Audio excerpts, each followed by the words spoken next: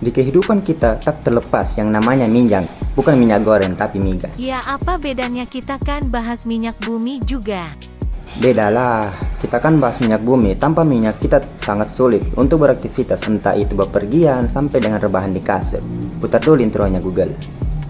Baiklah, jika kamu maksa bang. Everybody coming to the interstellar party. Bidi bing bing bidi bing bing bidi bing. Hey.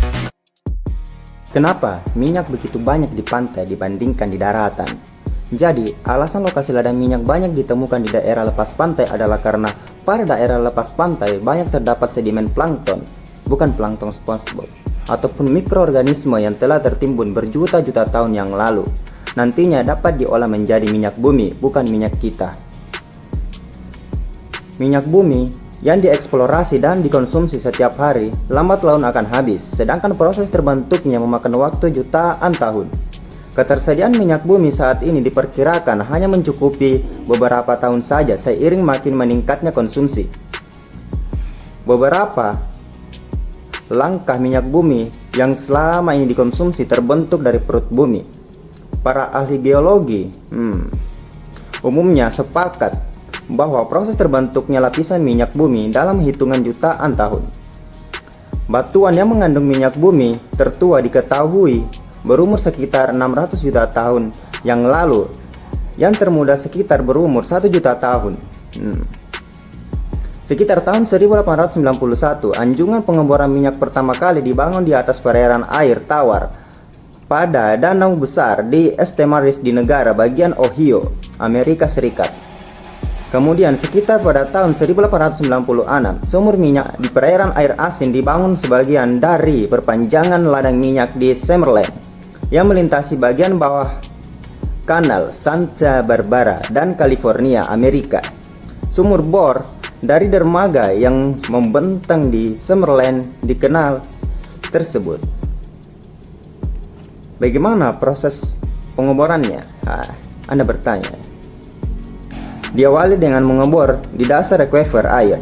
Bor kemudian ditarik kembali untuk membuat batuan lepas dan sedimen ke permukaan, yaitu lumpur pengeboran. Memasukkan pipa baja ke dalam lubang bor untuk melindungi aquifer air tawar maupun air asin dengan membuat menghalang fisik antara aquifer dan bahan pengeboran. Semen kemudian dipompa melalui pipa dan keluar melalui bukaan bagian bawahnya. Ia akan naik antara pipa dan lubang, menutup lubang sumur dari bawah air. Pengeboran selanjutnya secara vertikal menciptakan sumur sedalam sekitar 6.000 kaki. Berapa tangan itu? Kurang lebih sekitar 1828 meter. Namun kedalaman pengeboran minyak bumi melalui sumur akan bervariasi berdasarkan wilayah dan performanya. Ketika panjang target tercapai, selubung produksi dimasukkan ke seluruh panjangan lubang sumur. Proses pengeboran selesai dan stimulasi sumur dapat dimulai. Saat bepergian menggunakan kapal, masa menggunakan sepeda di lautan? Kan tidak mungkin. Teman-teman mungkin pernah melihat benda asing. Apakah itu? UFO kah? Yang terbuat dari besi di tengah laut. Wah, ada yang tahu? Itu adalah kilang minyak. Menurut perkiraan ilmuwan, minyak yang ada di bawah laut lebih banyak daripada yang ada di bawah atas daratan. Jumlahnya bisa 2 kali lipat. Karena alasan itu, kilang minyak pun dibuat di tengah lautan. Bagaimana pengangkutan minyak dari kilang minyak yang telah dihasilkan oleh perut bumi ini? Transportasi minyak bumi adalah proses memindahkan minyak bumi maupun turunannya seperti bahan bakar. Minyak bumi dapat dipindahkan dengan menggunakan karbon kartel, truk, kapal tanker maupun jalur pompa. Bukan pompa, pipa kali. Menggunakan tergantung dari jumlah minyak bumi yang akan dipindahkan maupun tujuannya. Masalah terbesar dalam pemindahan minyak bumi adalah polusi dan potensi kebocoran. Ini sangat beresiko ya, karena minyak bumi sangatlah sulit untuk dibersihkan dan berbahaya bagi makhluk hidup. Untuk makhluk hidup, bukan yang sudah mati. Jalur pipa digunakan untuk memindahkan minyak bumi dari tambang ke kilang maupun ke fasilitas penyimpanan. Jalur pipa dipandang sebagai cara paling efektif untuk memindahkan minyak bumi ke daratan. Pertama, minyak bumi dikumpulkan di mulut lubang ataupun di tempat tertentu di dekat mulut lubang. Mulut apa itu ya? Lalu, Minyak bumi dipompa melalui jalur pipa ke kilang.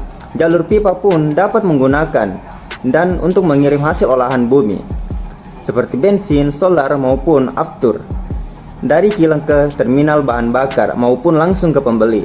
Jalur pipa tidak hanya berupa pipa, namun juga dilengkapi berbagai komponen sebagai pendukung seperti pompa pendorong untuk menjaga laju minyak. Dan area inspeksi untuk memastikan bahwa minyak tidak terkontaminasi. Walaupun memerlukan biaya pemasangan yang lebih besar, jalur pipa dapat dioperasikan biaya yang lebih murah daripada metode lain. Jumlah tenaga kerja yang dibutuhkan untuk mengoperasikan jalur pipa ini tidak terlalu banyak. Walaupun begitu, ada beberapa kondisi yang membuat jalur pipa tidak lebih murah. Contohnya adalah transportasi minyak menyeberangi samudra yang lebih murah dilakukan dengan kapal tanker daripada jalur pipa.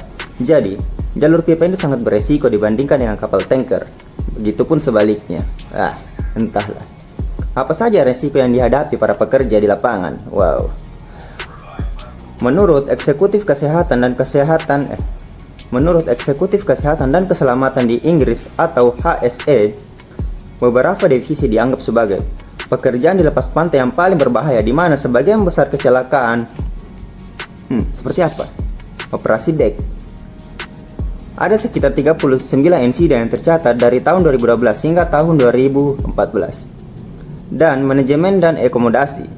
Ada 43 kematian di tahun 2013 hingga 2015, serta minyak dan gas ada 56 insiden pada tahun 2014. Serta pemeliharaan dan konstruksi ada 76 cedera yang tercatat di sektor ini dari tahun 2014 hingga 2015.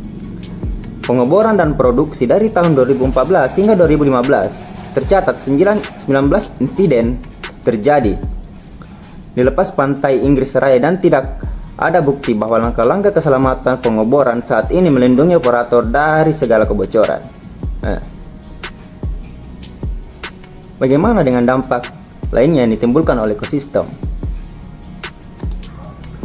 Sementara laut merupakan suatu lahan yang kaya akan sumber daya alam, termasuk keanekaragaman sumber daya hayati yang semuanya dapat dimanfaatkan untuk kemakmuran dan kesejahteraan masyarakat. Kasihan ya jika laut tercemar. Sumber utama pencemaran laut adalah berasal dari tumpahan minyak atau oil spill, baik dari proses di kapal pengeboran lepas pantai maupun akibat kecelakaan kapal tanker. Polusi dari tumpahan minyak di laut akibatnya akan sangat cepat dirasakan oleh masyarakat sekitar pantai dan sangat signifikan merusak makhluk hidup di sekitar pantai tersebut. Jadi makhluk mati tidak masuk di dalamnya. Badan Dunia Group, baca dulu ini Google, apa bacaannya? Group of expert on scientific aspects of marine. Terima kasih Google. Sama-sama ayang. Atau disingkat dengan GESAMP atau GSAMP, mencatat sekitar ada 6,44 juta ton per tahun kandungan senyawa karbon dioksida. Bukan karbon dioksida, tapi hidrokarbon masuk ke dalam perairan laut dunia. Dampak terhadap tumpahan minyak dapat terdampak bagi lingkungan, organisme yang meliputi dampak letal kematian, subletal, plankton, dan ikan migrasi. Sedangkan dampak langsung dari kegiatan perikanan diantaranya adalah tainting, bau apa itu? Mungkin semacam bau tai atau bau lantung. Budidaya dan ekosistem. Secara umum, penanganan tumpahan minyak di laut dapat dilakukan dengan salah satu atau ketiga metode berikut, yaitu penanganan secara fisika, kimia, dan biologi. Meskipun tumpahan minyak ini bahaya bagi ekosistem dan menimbulkan kerugian kedua belah pihak maupun dari pihak perusahaan dan yang terdampak seperti masyarakat. Sangat beruntung Anda.